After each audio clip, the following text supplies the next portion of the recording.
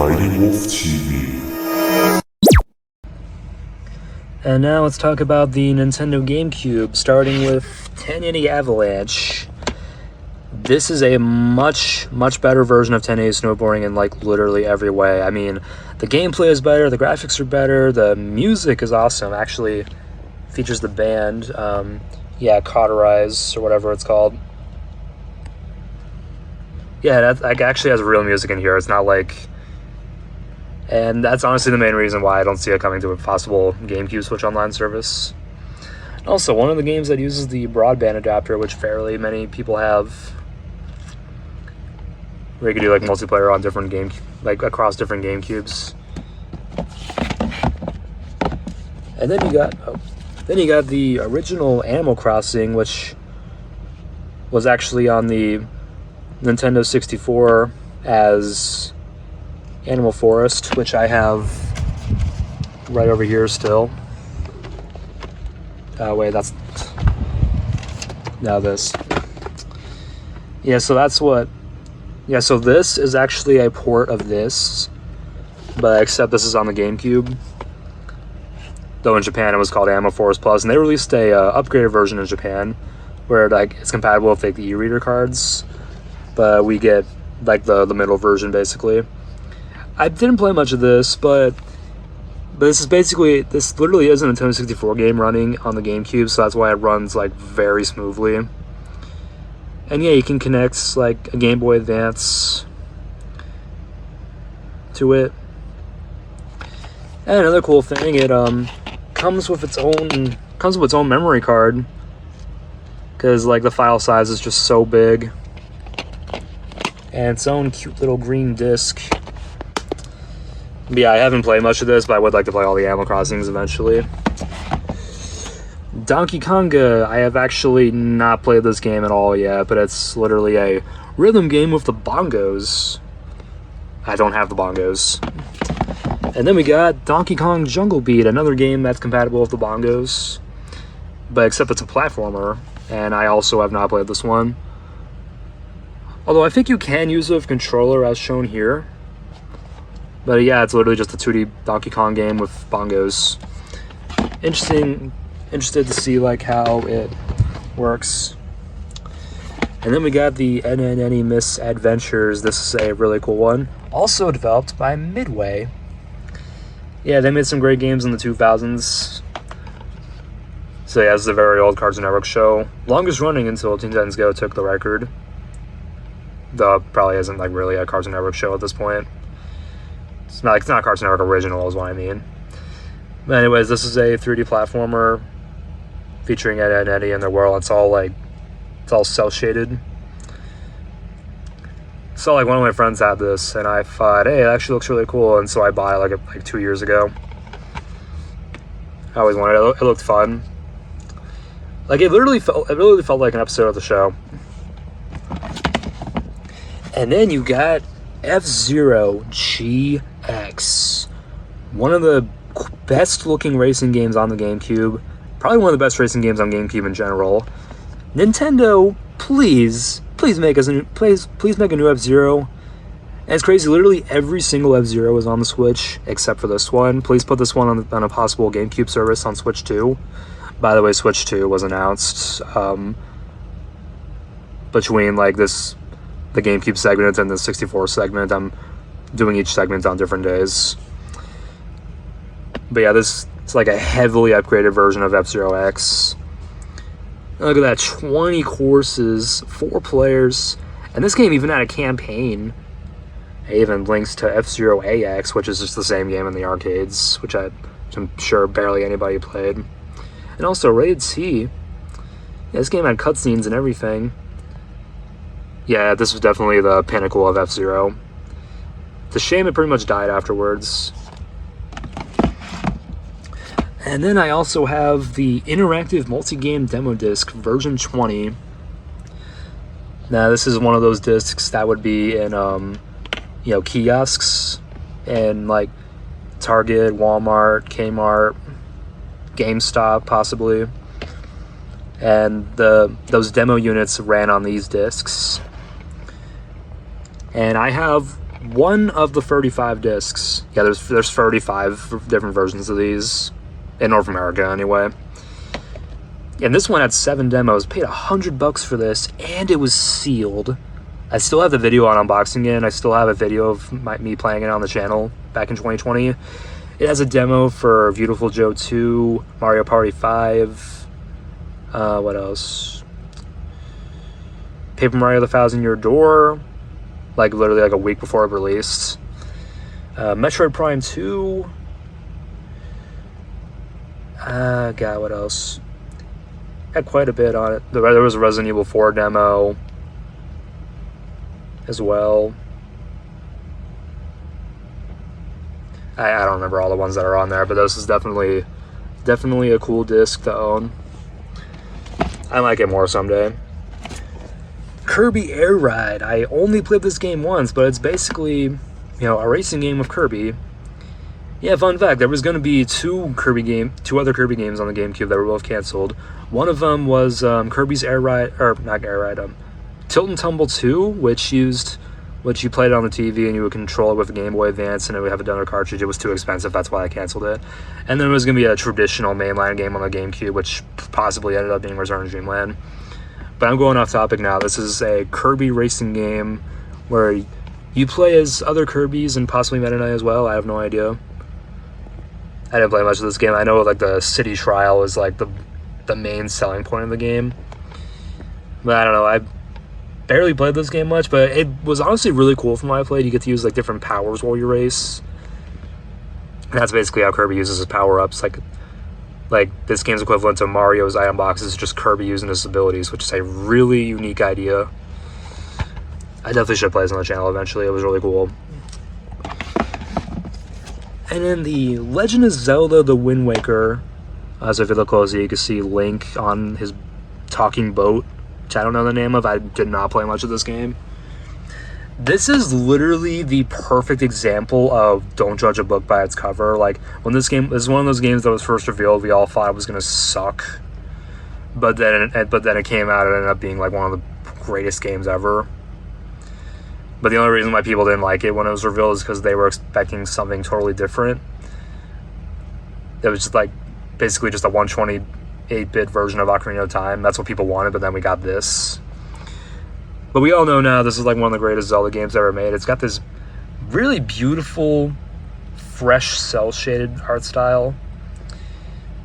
Yeah, I swear, cel-shading games were really popular in the 2000s, and I wish they still were. But yeah, this is literally just a mainline Zelda for the GameCube. But we did eventually get our mature 128-bit Ocarina of Time Zelda game on GameCube. That was Twilight Princess. I don't have that on GameCube. This is the only Zelda game I have on GameCube at the moment, but I would definitely like to play this more. It looks like a really good game. I even got the Wii U version, but we'll get to that later. And then we got Luigi's Mansion, another don't judge a book by its cover type of game. This was actually a launch title, also one of the first games revealed for the system. It's Luigi as a Ghostbuster, basically, you know, capturing the ghosts and Boos and, you know, trying to save Mario from a fake Bowser who is actually King Boo.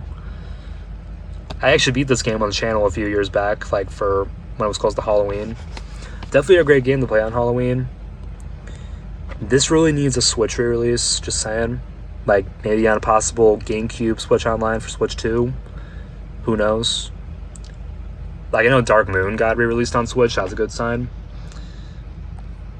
This game's not even that long either. You could probably, the whole game is like maybe 6 hours long. But it's a launch. This game does one thing really well. It's the really good graphical showcase for GameCube. Definitely recommend playing it if you haven't. And then we got Mario Golf Toadstool Tour. I have honestly only played this game once. It was alright. It was just golf for GameCube. But many people say it's like one of the best Mario Golf games in the entire series. But yeah, I just definitely wanting to. I didn't really play, but I do need to play more. Just don't have friends to play with at the moment. And then we got Mario Kart Double Dash. This is the Mario Kart for GameCube, but with a twist. 2 racers per kart. Also, yes, I know his hat Has a backwards L on it. Team up for twice the fun. Yeah, this is literally... My only problem with this game is that there's not enough content. Like, there's only 16 tracks, just like in Mario Kart, but GameCube probably couldn't handle it. And yeah, look, this is another game that can use the broadband, and look at that, LAN play. But yeah, it's literally just 2 players per card, and you could also use 2 items, and you also got... This game also had a really fun battle mode. I played this one so much back in the late 10s, when I got it back in like 2018, for like almost $100. This game was honestly really fun. I just wish I had more friends to play it with. Then we got the Mario Kart Double Dash bonus disc. I don't have the case that has the bonus disc on it. I just have the... But yeah, I have bought this separately for like $30. It's got demos for Mario Party 5. Actually, you know, when I said that this disc had a demo for Mario Party 5, I meant to say Mario Party 6. This one has a demo for Mario Party 6. This one has a demo for Mario Party 5. It's also got Sonic Heroes, the beta. Then it's also got Teenage Mutant Ninja Turtles and F-Zero GX. And I forget what else. Yeah, and then you also had like some other stuff on there. You had some like bonus content. You could also, or no wait, now I'm getting mixed up with the preview disc.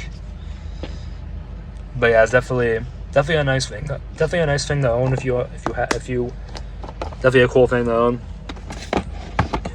And speaking of Mario Party, bam, Mario Party 4, 5, 6, and 7, all on GameCube. I still can't believe there's 4 Mario Parties on GameCube. Yeah, so Mario Party 4, from what I played, is basically a better version of Mario Party 3. It's just much better graphics. You got the same character roster. Although a lot of the stages in Mario Party 4 are very similar, but it's got very solid mini games. And then Mario Party 5 and Mario Party 6 are very similar to each other. Mario Party 5 was honestly I'd say 5 or 6 is one of the best ones on GameCube. Like, I don't know, they're both just really fun. They got great music, they got great mini games, they got great boards. Yeah, I love how Mario Party 5 has characters from the Paper Marios, like the original Paper Mario. That was really cool. And Mario Party 6 has this awesome day-night gimmick where it's like it's daytime for free turns and it's nighttime for another free turns. Kind of like in that one board in Mario Party 2. And then you got Mario Party 7, which you're on a tropical vacation or something, and you're going to these different islands. Those are the boards. I didn't play much of this one. But it's very... Yeah, and 5, 6, and 7 all have this gimmick where you could throw this orb at a space, and you'd change the space and for like your favor. Kind of hard to explain, but it's really cool. But yeah, definitely really liked these Mario Parties. Again, I wish I had more people to play it with. Just gotta put all these. Yeah, and in case you don't know, these games are very expensive. Mario Party 6, I think, was probably the most expensive GameCube game I ever bought, being like $130. But then the other ones weren't so bad. I think Mario Party 5 was like $100, and I think Mario Party 4 was like $80. I think Mario Party 7 I got for Christmas one year. Then we got Mario Power Tennis. One of the best Mario Tennis games, in my opinion.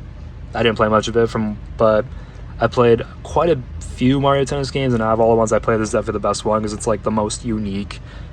Heavily based on Mario Sunshine. And this also had a campaign. But yeah, honestly, it just felt so right to play, and it also has that awesome cinematic cutscene at the beginning with like Wario and Waluigi. But yeah, I wish I had friends to play this one with. It's pretty fun. Yeah, I wish we can get more. Really hope the Switch 2 gives us a Mario Tennis game like this one. Or put it on Switch 2's online, which I'm sure they will if they ever give us a GameCube service. If they ever give us a GameCube service, this game will be guaranteed for it. And then we got the original Metroid Prime.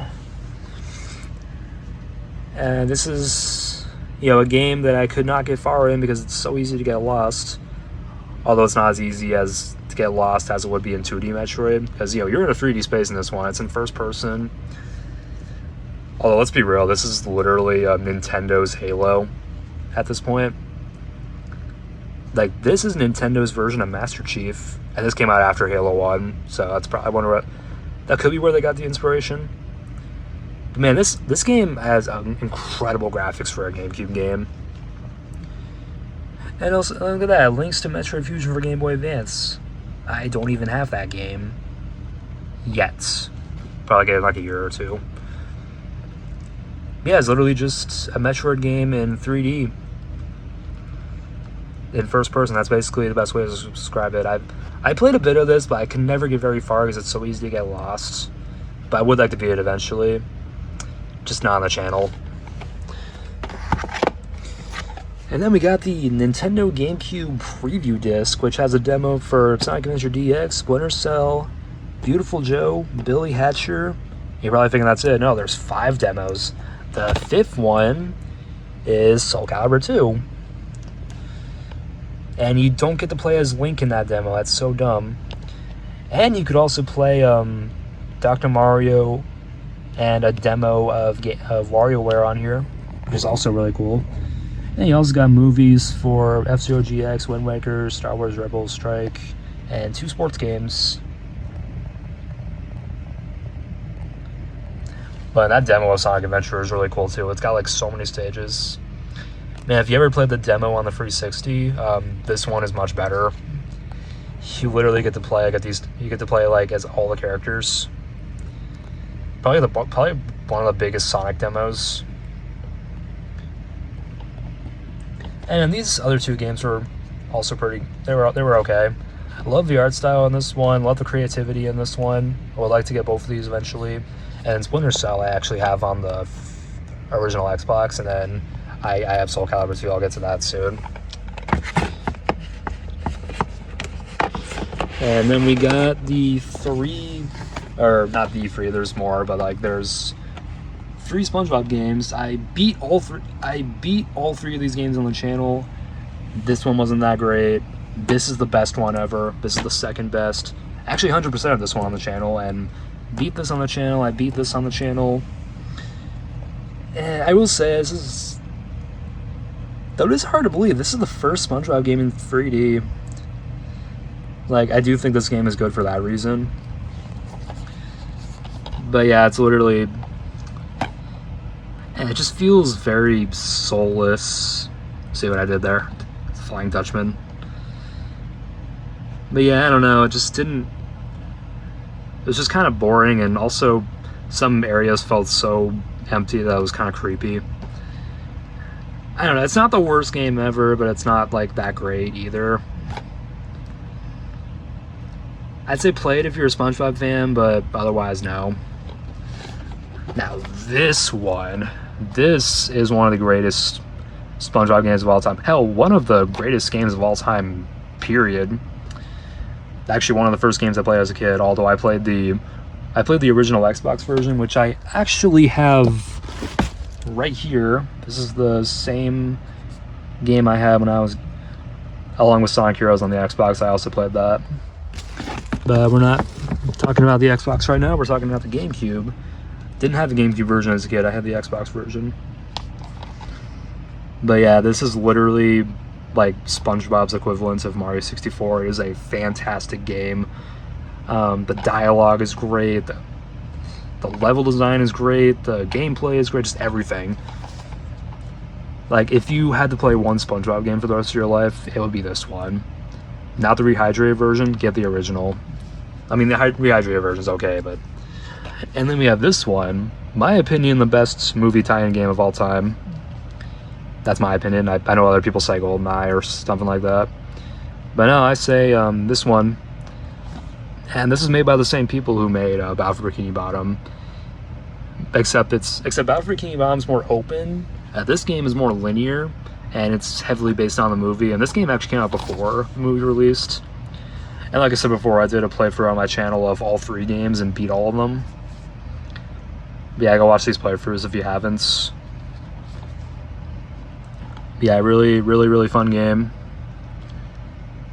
And the music is so good for this game also. But yeah, I definitely recommend playing these two, not so much this one. I mean, I think Revenge of the Flying Dutchman is just okay. The Battle for Bikini Bottom in the movie, those peaked. Pac-Man Fever, I have actually never played that game, although I know it's a Mario Party clone. Pac-Man Versus and Pac-Man World 2 combo disc. It's the only GameCube game I have that has 2 discs. I mean, you can buy Pac-Man Versus separately, but it comes in like a little slip thing, kind of like a Wii Sports, and it's not very. I would prefer to get it this way. And Pac-Man World 2, I only played that game once. I was just like kind of screwing around in the open area. Yeah, you even got these Pac-Man Versus. Yeah, you can see it comes in a square case because that came in here. But yeah, I love that this game. So for one, this game uses Pac-Man Versus uses multiple Game Boy advances, and you the Game Boy Advance players play as ghosts. But what's really cool is that they actually put that game on the Switch in one of the Pac-Man collections. That's awesome. And Pac-Man World 2, we have yet to see a remake of that, like the original. Hope we get that soon. I don't have much to say about it because I didn't really play it. I also have the standalone version of Pac-Man World 2. Definitely a good backup to have. Then we got Paper Mario: The Thousand-Year Door. Definitely one of the best Paper Marios ever. I played for this on the Switch, not on the GameCube, but I really loved it. I was so sad when it ended. It's such a good game. Just play it. If you're an RPG fan and you love Mario and you love Paper Mario, especially the 64 one, just please play this game. It is so good. Bestseller is right. And the gameplay is great, the graphics are great, and you have such interesting partners. But yeah. Oh, and you get a pet Yoshi. It was different colors. And it's pretty much random, almost. Then we got Pikmin and Pikmin 2. I adored Pikmin 1 and 2. I actually beat this one on the channel. 100%ed it, actually. Got all the ship parts and beat the Emperor Bulborb. It was a real pain in the ass. Then Pikmin 2, I actually played back in 2023 when it released on Switch. Surprisingly, I actually 100%ed this game. It was very hard. Though there is a debate to be had whether this game is harder or this game is harder. I would honestly say Pikmin 2 is harder. Pikmin 1's a relatively short game, but Pikmin 2 is actually pretty long. But it's... Oh yeah, and that's the big gimmick. You got Louie, you got the second playable character. No multiplayer, or no multiplayer co-op and story mode, you have a multiplayer mode, but it's not that's just battle mode. But yeah, Pikmin 1, you just control up to 100 tiny creatures called Pikmin, and you use them to do your chores and do your taxes for you, stuff like that. Nah, I'm kidding. But you do use them for combat. And then this game is basically the same thing, except it's much more advanced. There's new types of Pikmin. You get Louie with you to help. Oh yeah, and those are the new types. Yeah, and then that crab's not even a big part of the game. It's just one of the common enemies you fight. Actually, I forget. It's been almost 2 years since I played through it. I definitely need to play the GameCube version on the channel.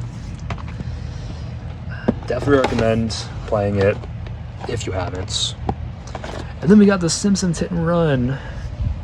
I got the PS2 version as well, but I got it on GameCube first. So this is basically Simpsons meets Grand Theft Auto. I would love to play for this on my channel eventually. But yeah, many people say this is the best Simpsons game ever, and to some extent, I agree. Definitely one of the better ones. Yeah, and also Apu is a playable character. Who would have guessed? Get to play as everyone in the Simpsons family except Maggie, plus Apu. And there's like only 3 stages to explore. Maybe 4. I only got to the part where you play as Marge. I had never beat this game. I was like 5, I think it was like 5 years ago when I got it. Maybe 4.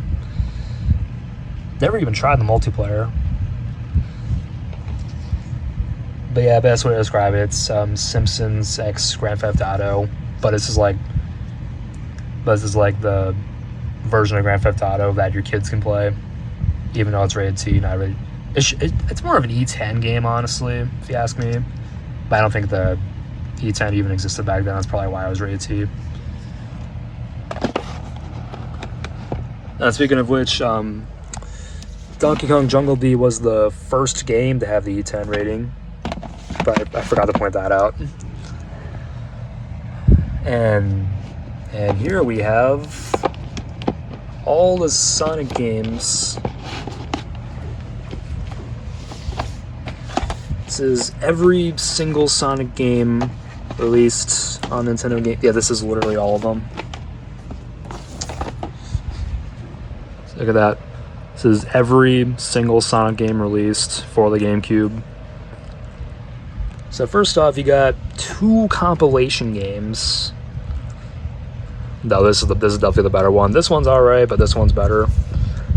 So this one mainly focuses on like the Genesis games. So you've got Sonic 1, 2, 3, Knuckles, and you can even unlock Sonic 3 and Knuckles together, as well as Knuckles and Sonic 2, and Blue Sphere. You also got 3D Blast, Spinball, and Beam Beam Machine. And then you also have a few unlockable games. I forget which. I think one of them is Rystar. Yeah, not much. Yeah, there's also a bunch of extras and bonus features, as you can see there, and like comic covers. And then you got Sonic Gems Collection. This is I thought it was weird they put 2 compilation games on the GameCube, but this is like the better one. This is the better one. Sorry. This one's only on GameCube, although it did release on PS2 in certain countries. But here in America, it only released on GameCube. But yeah, look, including Sonic CD, that's the main reason they put it out, was just to make it so we could play Sonic CD. It also has Sonic R and Sonic the Fighters, as well as a bunch of Game Gear games. But yeah, not really much else to say. And actually, there are technically 3 Sonic compilations. You have this, and this. Yeah, I know what you're thinking. This is also technically a compilation game. It has every single Sonic game released for the Game Gear as only in the Game Gear version, not the Dreamcast, not the 360, PS3, or PC versions, just the GameCube version of DX. Has like every single Sonic game for the Game Gear is unlockable. And if you get a 100% memory card on eBay like I did, you could just have them all unlocked from the start, as well as playable Metal Sonic. But yeah, Sonic Adventure DX Director's Cut, or Sonic Adventure Deluxe, I don't know. I always thought this cover was cool. Yeah, as you can see, it's total chaos. You play as 6 playable characters, and yeah, you go on an adventure. I did a whole playthrough of the Dreamcast version on the channel. Definitely a great game. I was actually out of Sonic for a long time in the early 10s, but then when I played this game on the 360, it actually got me back into the series. That's how good it was. And then you also got Sonic Adventure 2 Battle. This is the port of the Dreamcast version. Definitely one of the pricier GameCube games. Yeah, this is literally a sequel, except you can play as... There's 2 story modes instead of 6, but like each story mode gives you 3 different playable characters. You got Sonic and Shadow as your speed characters. You got Knuckles and Rouge as your treasure hunting characters, and then you got Eggman and Tails as your mech characters. And you also got the Chow Garden. In both games, that was another key feature. But this game is just like Chow Karate. And you also have a multiplayer battle mode, which is like one of the best parts of the games. That's where the battle portion of the game comes in. Yeah, it's like you get to do multiplayer racing, multiplayer mech fighting, or multiplayer treasure hunting, or multiplayer with chows. That's why whenever I want to do multiplayer, a multiplayer mode is like one of the best ones. I really want this for Switch. Yeah, I can play it on Steam Deck, but still, I... Also, Battle to Save the World or Conquer It, this false advertising. Again, you can even connect your Game Boy Advance to this version. Definitely recommend playing this. And also, I have to say, the Sonic 3 movie was incredible. Oh, and then we got one of the greatest video games of all time, in my opinion. One of my first, Sonic Heroes. That's right, all new Sonic, even though this came out over 20 years ago. 21 years now. January 2004. So yeah, I don't even know where to begin with this one. It's just... So I played this on the original Xbox when I was a kid, but then I got the GameCube version later on. I still have my copy on the Xbox right here. This was the same... Or it's a replacement, but this was the same version I had. The Platinum Hits. Yeah, I believe I have a second disc somewhere. It doesn't really work that well. Yeah, look how tiny this one is. It's a beautiful blue disc. But yeah, this is one of those games that I've 100%ed multiple times. I played for this and beat it on the channel as all 4 teams, and even got all the 7 emeralds and beat Metal Overlord. I did all that on the channel and got all A ranks. I got all A ranks and the main missions on the channel, but then I've played through and beaten this game so many times. I'm not even joking. I have gotten every single A rank. I have beat the super hard mode. I have gotten all 120 emblems. I've done all that multiple times. This is one game that I always go back to every year because it's just so damn good. I know many people don't like it, but I think this is one of the best Sonic games ever. Great graphics, great gameplay, great music, just great everything. This is one of the very few video games where I can say there's almost nothing wrong with. I mean, yeah, there's a few glitches here and there, and some of the voice acting is kind of cheesy, but I still love it for that. That's this game's personality. And of course, you got 4 teams to play as: Team Sonic, Team Dark, Team Chaotix, and Team Rose. But yeah, one of my earliest memories in my life is playing this game on the original Xbox, or I actually played the demo on a demo disc on my brother's Xbox in my brother's room. Way back in the 2000s, back when Sonic X was still playing on TV. That old. But yeah, this is a game I hold close to my heart dearly, forever. I love it so much. And there are rumors going around saying that this game's going to get a remake on Switch 2, PS5, and Series X. Let's hope that's true, and that they do not screw it up. People need to play that. And then we also got Shadow the Hedgehog, a game I have actually recently beat on the channel. So basically, are you a hero or a villain? So this actually kind of takes Sonic Heroes gameplay, but you only play as Shadow. So basically, it's one of those branching games or whatever where you you play one level, right? And then you have the choice to go hero, go dark, or go neutral. And depending on the choice you make, you go through this tree. I did a whole playthrough of this on the channel, so I would explain it better if you watched it. But many people really do not like this game, but I personally really enjoy it as I played this one a lot as a kid. It's actually one of the very few original Xbox games I owned as a kid, and I have a soft spot for it, mainly due to nostalgia. But yeah, I personally did, I'm one of the few people who looks past all that and really does like this game. It's there's not a lot of games like this where you just choose what you want to do, but none of it even matters, because once you get all the endings, you get to do this final true ending where you defeat Black Doom and you end up saving the world. That's probably a spoiler, even though this game turns 20 this year. Can you believe that? 2005. Yeah, and also this game has gotten more expensive lately because of the Sonic 3 movie. All 3 versions of the game are going up in price now. It's a good thing I bought this game beforehand. And then we got the final Sonic GameCube game for the 50th anniversary, same year as Sonic 06. So we got Sonic Riders, another Sonic racing game where everyone's on like a hoverboard, and you race the free guys from Babylon, Team Babylon, whatever they're called. It's 3 new characters. I didn't play much of this. I mainly just played the first level, but I thought this game was. I feel like it's a fun game. I would like to play more of it, honestly. Maybe I'll play it on the channel eventually. I definitely should. But yeah, out of all the Sonic Riders games ever made, this is definitely the best one, from what I heard. Now just put all these back. I'm doing this all with one hand, by the way.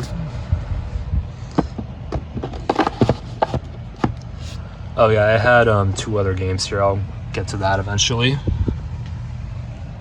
And then we got sticky Soul Calibur 2. This I didn't play much of this. I only played it once, but it's a sequel to Soul Calibur, but it features Link from The Legend of Zelda. Not much to say about this game. It's just a traditional fighting game with pretty good graphics for the time, especially this one. Yeah, I love how every version on all these systems have like their own special version. Like they got their own special guest character. The GameCube's version has Link. I forget what the other 2 versions have, as I don't have them. I only have the GameCube version. Got the original for the Dreamcast and 360 as well. Yeah, can't believe this is also made by Namco. But yeah. Then we got Star Fox Adventures, formerly known as Dinosaur Planet on Nintendo 64, which actually was leaked, by the way. And this is basically Legend of Zelda meets Star Fox, if you think about it. Like, it's literally a Star Fox game. Like, it's basically a Zelda game featuring Star Fox characters. Or it's got the Zelda gameplay. And this is also Crystal's debut. As she wasn't even originally a Star Fox character. Look at this. It's a blockbuster copy. Definitely holds some historical value there. And someone purchased it back in 2003. Yeah, I bought it at a retro game store. Yeah, I didn't really... Yeah, look at that. A rareware game on GameCube. Probably one of the last. I think this actually was the last rare game on a Nintendo console before. This came out like right before Microsoft bought it out. It's a good thing they released it in time, otherwise this would have gotten canceled. But yeah, not much to say. And then we got Star Fox Assaults. Now this is a real Star Fox. Now this is the actual Star Fox game for GameCube. It's like the other ones. I got this one for Christmas in 2024. It's like like last month. I have not played it yet, but it looks really cool as it's got the tanks. Yeah, my dad said he saw it at a store back in the 2000s, and he said it looks really cool. Yeah, I know a lot of people say this game is really good. I would like to try it. And then we got Rogue Squadron 2. Once again, I'm not a Star Wars fan, but I mainly bought this for my dad. Like, this was actually the reason my dad wanted a GameCube just for this game, but he never got a GameCube back then. He wanted the original Xbox. Like, this game was the main reason, because it was only, look at that, only for GameCube. There any reason they couldn't have put this on Xbox? I don't understand. But yeah, literally just, I have never played this game. I have nothing much to say about it, but it's just, yeah, you're just flying ships, mostly. And then we got the original Super Mario Strikers. Can we just appreciate how hard this cover goes? Like, look at this. Like, one of the coolest box arts I have ever seen. Yeah, too bad the game doesn't look anything like this. Yeah, that's what it looks like. I've actually never played this one. I've got this one for Christmas last year, but I've never even played it yet. Although I did play the newest one on Switch. I assume this is like a bit similar to that. And then we got Super Mario Sunshine, another GameCube game I had when I was a kid. Though when I was a kid, I never got far in it. But as an adult, I got all 120 shines. when I played for the All-Stars on the Switch. And I played for this on the channel too and beat it, but on my own personal playthroughs, I got all the shines. Definitely the hardest 3D Mario game, honestly, but it's still a good one. This game's honestly aged very well. Like it's got those Mario Galaxy vibes, kind of. But this is before, obviously, so yeah, the main gimmick is that Mario has Flood, the jetpack. Created by Professor Egan, and that's like his only, I'm pretty sure that's his only acknowledgements in the mainline games. But yeah, basically you clean up messes with your nozzle, and you go on these adventures, you go to all these island hotspots. Basically, it's definitely a good game. It's like the big mainline Mario in 3D for GameCube. Definitely recommend playing it if you're a Mario fan, and if you love Mario 64 and Galaxy, definitely try this one out. And here we have Monkey Ball and Monkey Ball 2. I don't have Monkey Ball Adventures, but I have these two.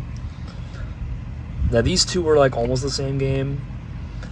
Yeah, so basically you control a monkey and a ball, and you're tilting the whole world trying to get this guy to the goal. It's a very simple arcade type game, but it's one of those games I have a love-hate relationship with. Like, sometimes I love it, sometimes I absolutely hate it because of how hard it is. But overall, it is a fun game, and you even got these mini games for multiplayer. And these 4 playable characters. Also, fun facts, this is a port of an arcade game that's just Monkey Ball. And it was literally the same game, except you didn't have Gon. But you had the other free. And yeah, look, only for GameCube, that's actually true. This never released on PS2 or Xbox. Unless you count Monkey Ball Deluxe. And then Monkey Ball 2, a lot of people say is like the best Monkey Ball game ever made. I only played this game once, honestly, because I never beat this one. But yeah, it's basically the same game, except it has a story campaign, and it's got better graphics and more look at that, a lot more mini games. I haven't even touched the mini games in this one, but I heard they're really fun. But yeah, I would like to play this on the channel eventually. Probably go for the story mode. We only got a few GameCube games left. Alright, Super Smash Bros. Melee. This was the game that introduced me to GameCube. It was my very first GameCube game. I first played it. I bought it at a play and trade back in the late 2000s, and I played it on my Wii. And let me tell you, I had such a fun time playing this as a kid. Put so many hours to it. I unlocked all the characters, including Mewtwo, by the way. But yeah, literally the first GameCube game I've ever seen, played, owned, touched. Like, just literally my first GameCube game ever. And I played it on a Wii. God, it's such a great game. Definitely one of the best Smash Brothers games in my opinion. I really just love the first 3 Smash Brothers, 64, Melee, and Brawl. And look at that, the All-Star Brawl is on. They foreshadowed Smash Bros. Brawl, which was the game after this. But man, going from Smash 64 to this was a huge upgrade. Like, man, I don't know how he did it in such short development time too. Like, he started development on this game like literally right after 64 released. So it was a bit rushed, but despite that, it still turned out really good. And this came out near the launch. But yeah, I would definitely love to play this with more people. And then we got Wave Race Blue Storm, another GameCube launch title, actually. And this one has incredibly good graphics for a GameCube game. Although I will say the controls aren't as good. Like, I played this on the channel once. That was actually the only time I ever played it. But man, that like some of the best looking water I've ever seen in a game, especially a GameCube game. Like these makes a great graphical showcase, honestly. And yeah, this game, unlike the 64 version, this one has 4-player. It's a big upgrade. Same thing with 1080 Avalanche, honestly, that also had 4-player. While the 64 version's had 2-player. Yeah, I know the 64 one is a lot more iconic, but this is the technically the better game, even though the controls are slightly worse, but like everything else is better. Yeah, I would like to play more of that. I wish I had more friends to play with these games.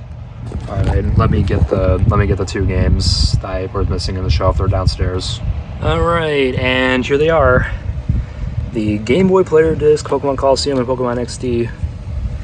Yeah, I'm so glad I remembered to get these back from upstairs, so I don't forget. Also, it's weird how on this game the ESRB is on the right side, but then on this game it's on the left. Yeah, you can tell these games. It's like they're like a year apart too, I think. It's like going from 2004 to 2005. Anyways, the Game Boy, I don't have the actual case for this, so I just made one. And as you can see, it's an old Smash Bros. Melee case. Yes, I actually have 2 of these discs, by the way. The other one's actually in my GameCube right now. I was playing Pokemon on it. And I have a second one. This is the one I had when I was a kid, and then I bought a second one. I bought a second one because I lost the first one, but then I found it. So now I have 2. That's actually, I would actually hold on to it because these are actually worth a lot. Basically, it's pretty self-explanatory. These let you play your Game Boy Color, and Game Boy Advance games on the GameCube. And it's really cool, honestly. Even got these different borders and stuff.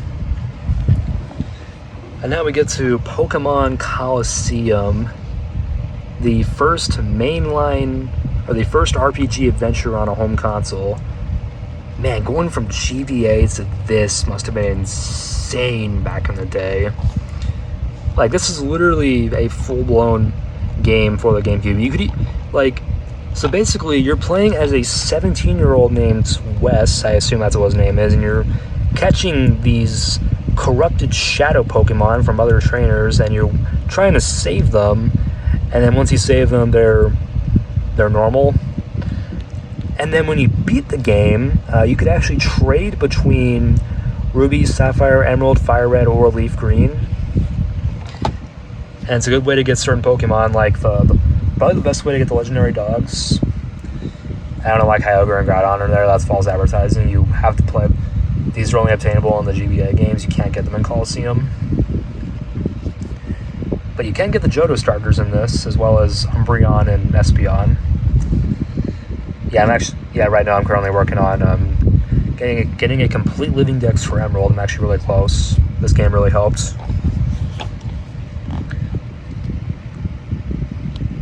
Yeah, that's what this tagline is. Gotta save them all.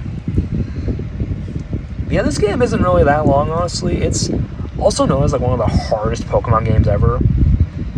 Yeah, there's also an actual battle mode where you could do these random battles, or you can connect 2 Game Boy Advances to the GameCube, and you could do like a Ruby and Sapphire battle, for example, like on the TV instead of just like using a link cable. You could just instead like battle on the TV, which is awesome. Yeah, you could even like use your GBA Pokemon to battle in Mount Battle and do the 100 battles. And if you beat Mount Battle in the battle mode, not in the campaign, and if you beat it, you get a free Ho-Oh. And then if you do that same thing in XD, you get one of the Johto stars with a powerful move.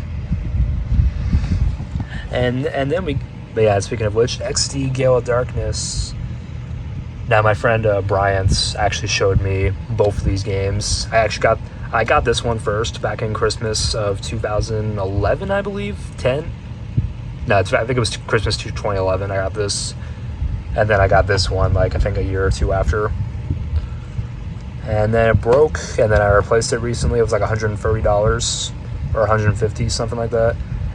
These games are not cheap, so definitely hold on to them. Yeah, this one broke too, but I ended up actually fixing this one. But yeah, this game is basically the same as this one, but it's a sequel. And instead of playing as a 17-year-old, you play as a 10-year-old that starts with an EV. And yeah, this case is kind of, this cover art's kind of crinkled. It's like very shiny. Definitely wear, or didn't really take care of it that well either. I was just a kid. But yeah, this is a much bigger, like a lot more worlds to explore. You even get to go to the same worlds from, like these both take place in the same regions, so you can go to the same areas from this game. Although there is no battle between Wes, which sucks. That would have been so cool. But yeah, you get to catch this guy, XD001, or Shadow Lugia. But then when you purify it, it becomes a normal Lugia, and you could transfer it to your GBA games. You could even get it up to your Switch if you wanted to. But yeah, this game also has the battle mode. This game has a much larger campaign. And I actually 100% of this game back in 2013. It was really hard, but I did it. I captured and purified every Shadow Pokemon, including Lugia. Not easy, by the way, but still a fantastic game. This game also debuted Bonsly and Munchlax, which was really cool. It's like that was like one of their debuts. But yeah, they're not even seen on the cover, but trust me, they're in the game. Bonsly and Munchlax. I think you could even battle with Munchlax in one of the battle sims. That was another cool thing about this game, the battle sims. But yeah, if you have a GameCube or Wii, I would definitely recommend getting these. These are fantastic games. Both made by a company called Genius Sonority. And they made a third game on the GameCube, but we'll get to that eventually.